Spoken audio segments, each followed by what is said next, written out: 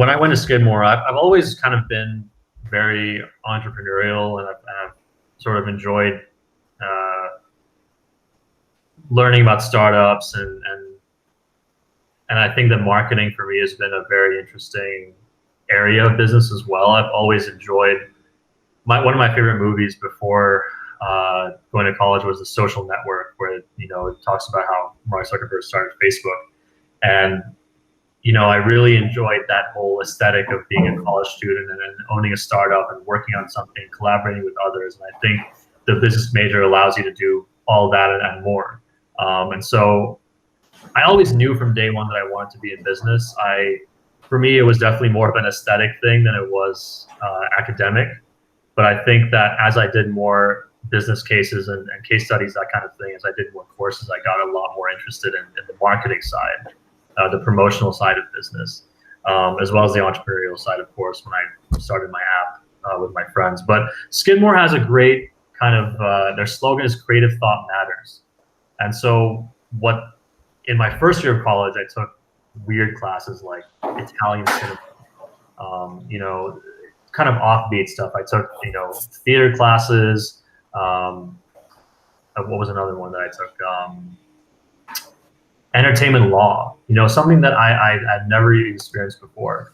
And these classes, while they weren't business, they definitely translated into my business major. So even though I was zoned into doing business, I think that the whole setup of giving you different courses in your first year definitely helped me to translate some of that knowledge to my business major. So I think anyone could go into college not knowing what they want to do and then figure it out. But for me, I definitely was skewing towards business initially. Fantastic. So if you were to compare, and if you know friends at, say, at NYU Stern or a Wharton or a big school like a Berkeley Haas or a USC Marshall, where the number of business students, major students who are interested in the business major would be huge compared to Skidmore. What do you think is similar to the business education you got at Skidmore, and what's different? So in Skidmore, because the campus was so small, one thing that I prioritize, and I think we had discussed this a lot when we were working together on my application, was small class size. It's something that I kind of prioritize when I was looking at colleges. And so I think Skidmore, in the business major, the class size was around 20, 30 kids. And that helped a lot because I could approach the professor. We could have debates with the professor, and it wasn't like you're in a big auditorium where you might not feel as confident asking certain questions, or you might not feel like your voice is really being heard by the professor. You might not feel that close to the professor. So I think that's a big difference that I would say, even just talking to some of my friends at bigger business schools, that they felt is that the classes were a bit more impersonal in that sense. So I think that's something that I really liked, is that I got to know my professors, beyond just like an academic environment, just being able to visit their office hours and say, hey, I have a question on this assignment. I have a question about this exam, and feeling like there's a relationship there. So the business major is supposed to have that practicum feel, right? Case studies and group collaborations, which students at, say, larger schools take pride in the fact that maybe they have access to professors who are practitioners from the city that they live in. Do you see that there was a big difference in what Skidmore offered in the business program, or was it as good or similar to, a good university in a city? I think it would be similar in what you're describing with the collaborations and the case studies. I mean, I did a lot of teamwork in Skidmore, and that was kind of the main skill in business that you learn pretty early on. I think my first course there was this very famous course at Skidmore called MB 107. That's the course module number, but the name is it's just sort of an intro to business management.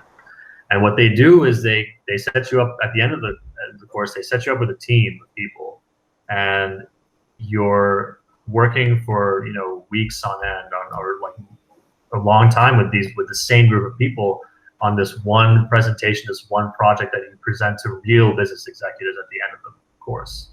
So that I found very interesting, because I don't think you have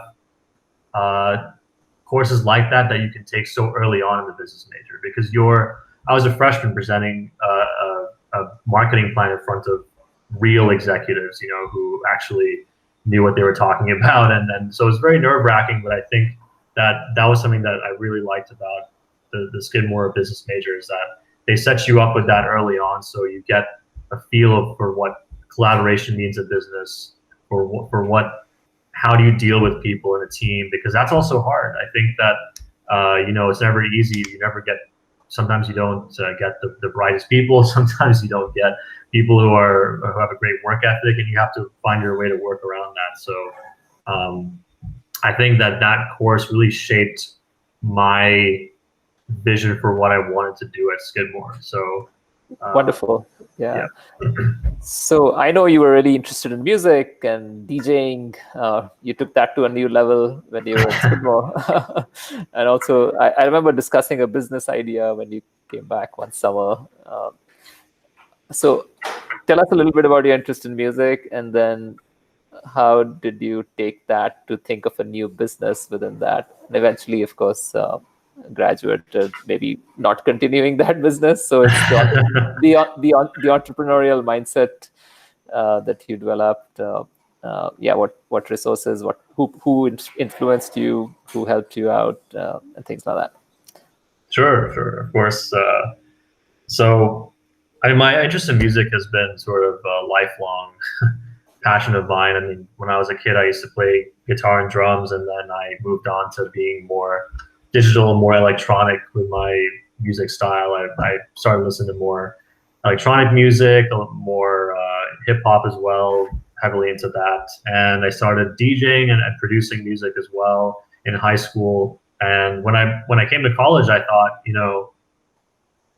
what better way to meet people with similar interests than join the DJ club, which is something that they had on campus at the time.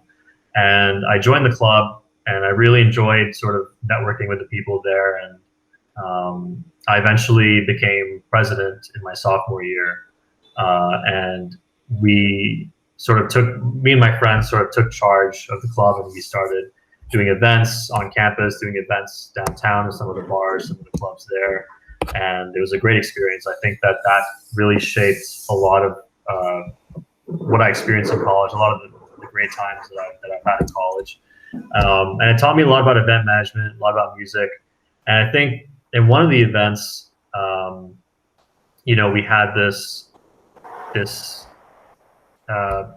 paper sign that said, on one of the food stands, that said, contains nuts for some, for allergies.